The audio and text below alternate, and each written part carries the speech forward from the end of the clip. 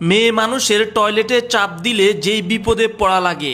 এই মেয়েটি রাস্তা দিয়ে যাচ্ছিল, হঠাৎ করে মেয়েটির পেটে কামড় দেয়। তারপর মেয়েটি এদিক সেদিক তাকিয়ে দেখে কেউ আছে কিনা। অতঃপর দেখলো বিশাল বড় এক বিল্ডিং। মেয়েটি কোনো চিন্তাধারা না করেই সেই বিল্ডিংয়ের ভিতরে ঢুকে পড়ল। অতঃপর মেয়েটির সাথে যা হলো তা দেখলে সত্যি আপনারা অবাক হবেন। ভিডিওটি শিক্ষামূলক, সবাই শেয়ার করুন। কে আপনি, কিছু বলবেন?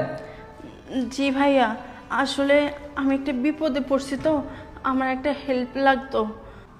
কি হেল্প বলেন? আসলে কিভাবে যে বলি, আপনার বাসায় কি আপনি ছাড়া আর কেউ নাই? কোনো মহিলা নাই? না আপু, আমার বাসায় তো মেয়ে মানুষ বলতে শুধু আমার ওয়াইফই আছে, বাট ও হচ্ছে এখন শপিংয়ে গেছে। তো আপনি আমাকেই বলেন কি সমস্যা। আসলে পার্সোনাল সমস্যা তো, আপনি তো ছেলে মানুষ, আপনাকে কিভাবে যে বলি। থাক ভাইয়া, আমি তাহলে আসি।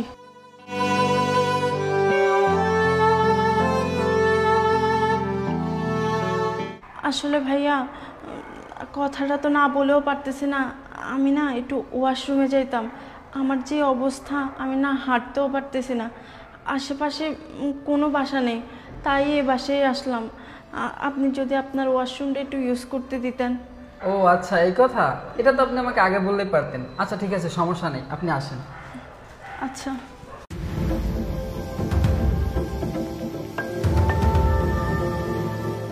আচ্ছা আপু, এদিকে ওয়াশরুম আছে, আপনি ওয়াশরুমে যান। হ্যাঁ আচ্ছা।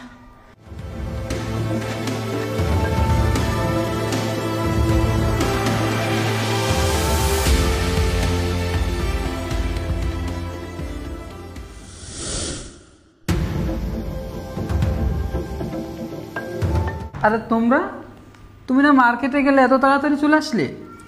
আরে শোনো না, শপিং করতেই যাচ্ছিলাম, কিন্তু রাস্তায় এত জ্যাম, তার মধ্যে লাগতেছে প্রচুর গরম, তাই আর শপিং করতে যাইনি।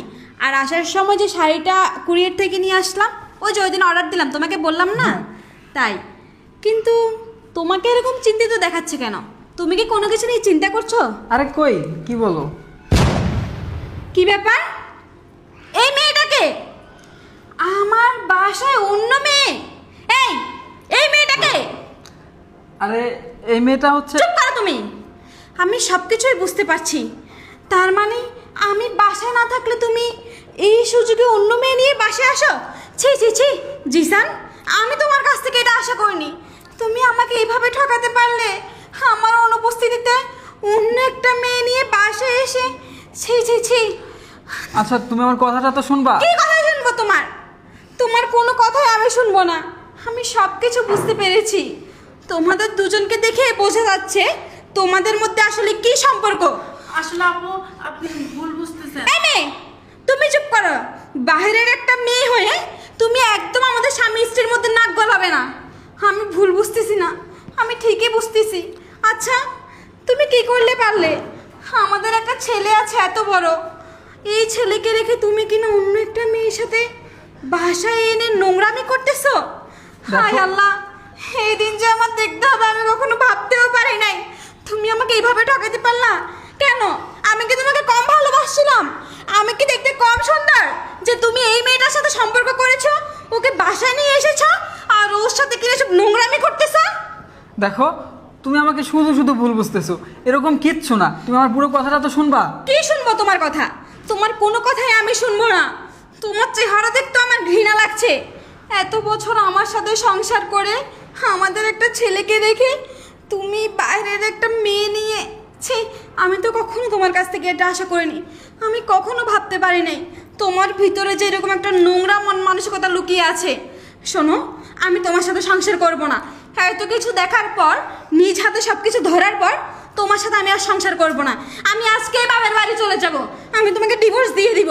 আমি চলে যাচ্ছি। থাকো। দাঁড়াও, তুমি এসব কি বলতেছো? উল্টাপাল্টা কথা, কিছু না জেনে না বুঝেই তুমি আমাকে ভুল বুঝতেছো। তুমি আমার পুরো কথাটা তো শুনবে, তারপর তুমি যেটা বলার বলো। কি শুনবো তোমার কথা? আর কি না জেনে শুনে? সবকিছু তো নিজের চোখেই দেখলাম। এর জন্যই তো বলি, তুমি কেন সবসময় আমি বাইরে যাব বলে এত খুশি হয়ে যাও? আমি যদি একটু শপিংয়ে যাব বলি, তাহলে তোমার কোনো খুশি শেষ থাকে না। আমি বাবার বাড়ি গেলেও তুমি আমাকে একটা কল দিয়ে পর্যন্ত খোঁজ নাও না আমি কবে আসব।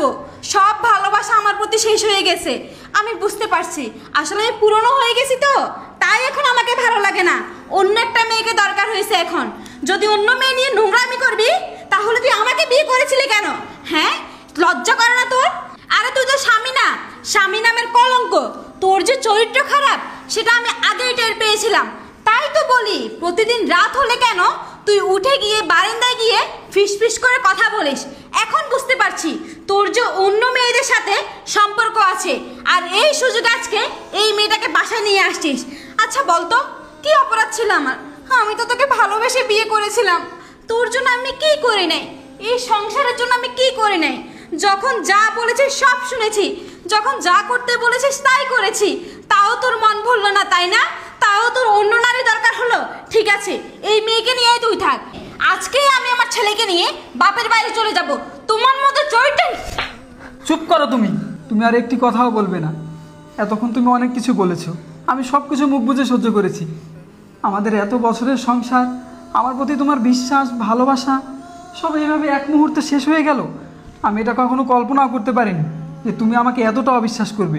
বিশ্বাস করো তাবু, আমি তোমাকে ঠকাইনি। আর আমি যদি তোমাকে ঠকাতে চাইতাম তাহলে তুমি বাসায় আসার সাথে সাথে আমি তোমাকে সব কিছু বলতে চাইতাম না।